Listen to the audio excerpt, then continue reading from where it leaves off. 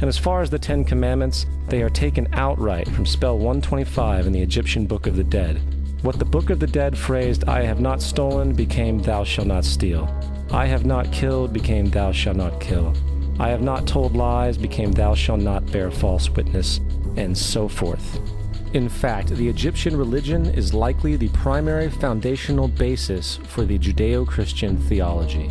Baptism, afterlife, final judgment, virgin birth, death and resurrection, crucifixion, the Ark of the Covenant, circumcision, saviors, Holy Communion, Great Flood, Easter, Christmas, Passover, and many, many more are all attributes of Egyptian ideas long predating Christianity and Judaism.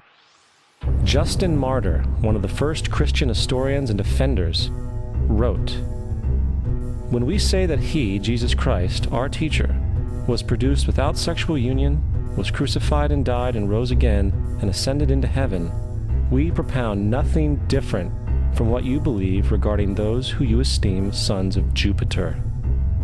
In a different writing, Justin Martyr said, "He was born of a virgin, except this in common with what you believe of Perseus." It's obvious that Justin and other early Christians knew how similar Christianity was to the pagan religions. However, Justin had a solution. As far as he was concerned, the devil did it. The devil had the foresight to come before Christ and create his characteristics in the pagan world. Fundamentalist Christianity, fascinating. These people actually believe the world is 12,000 years old. Swear to God. I actually asked one of these guys, okay, dinosaur fossils. He says, dinosaur fossils? God put those here to test our faith.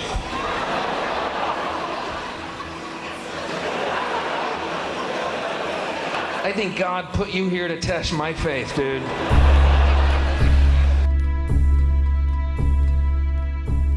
The Bible is nothing more than an astrotheological literary hybrid, just like nearly all religious myths before it. In fact, the aspect of transference of one character's attributes to a new character can be found within the book itself. In the Old Testament, there is the story of Joseph. Joseph was a prototype for Jesus. Joseph was born of a miracle birth.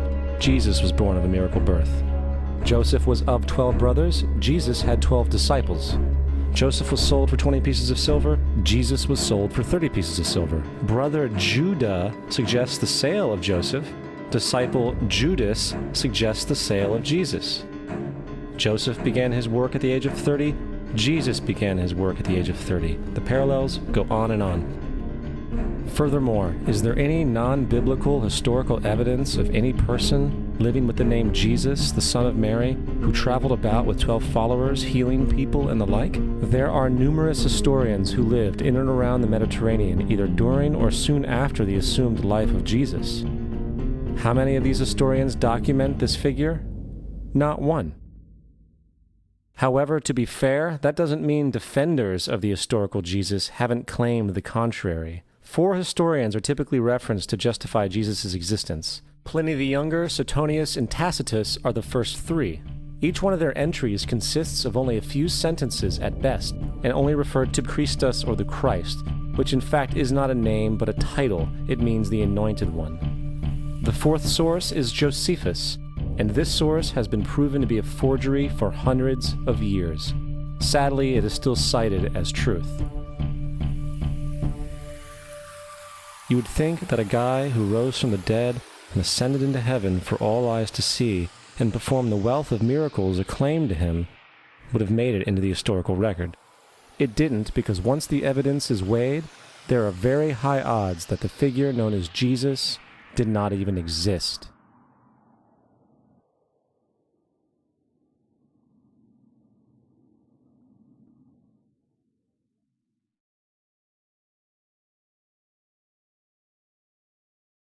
We don't want to be unkind, but we want to be factual.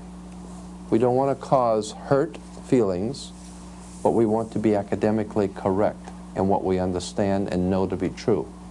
Christianity just is not based on truth. We find that Christianity was in fact nothing more than a Roman story developed politically. The reality is, Jesus was the solar deity of the Gnostic Christian sect. And like all other pagan gods, he was a mythical figure. It was the political establishment that sought to historize the Jesus figure for social control. By 325 AD in Rome, Emperor Constantine convened the Council of Nicaea. It was during this meeting that the politically motivated Christian doctrines were established, and thus began a long history of Christian bloodshed and spiritual fraud. And for the next 1600 years, the Vatican maintained a political stranglehold on all of Europe, leading to such joyous periods as the Dark Ages, along with enlightening events such as the Crusades and the Inquisition.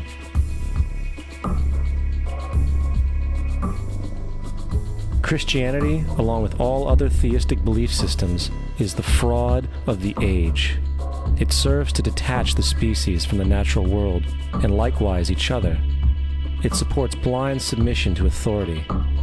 It reduces human responsibility to the effect that God controls everything, and in turn awful crimes can be justified in the name of a divine pursuit. And most importantly, it empowers those who know the truth, but use the myth to manipulate and control societies. The religious myth is the most powerful device ever created and serves as the psychological soil upon which other myths can flourish.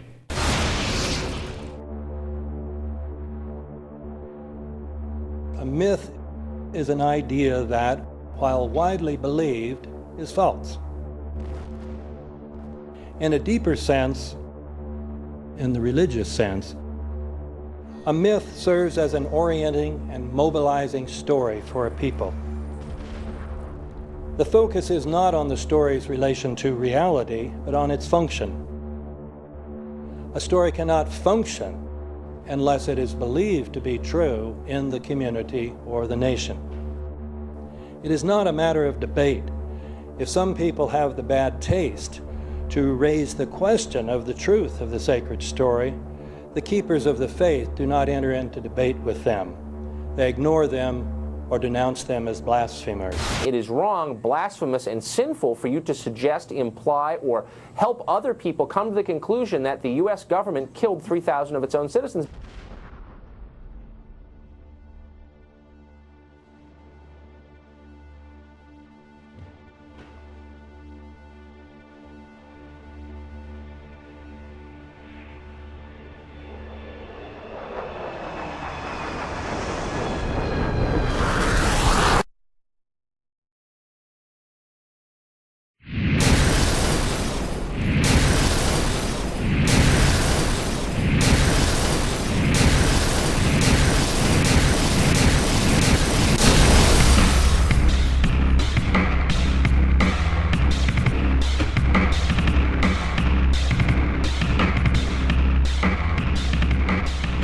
As if a demolition team set off when you see the old demolitions of these old buildings. It looks like one of those scenes of an old building being purposely dynamited and blown up. Anybody who's ever watched a building being demolished on purpose knows that if you're going to do this, you have to get at the under-infrastructure of a building and bring it down. The way the structure is collapsing, this was the result of something that was planned. It's not accidental that the first tower just happened to collapse and then the second tower just happened to collapse in exactly the same way.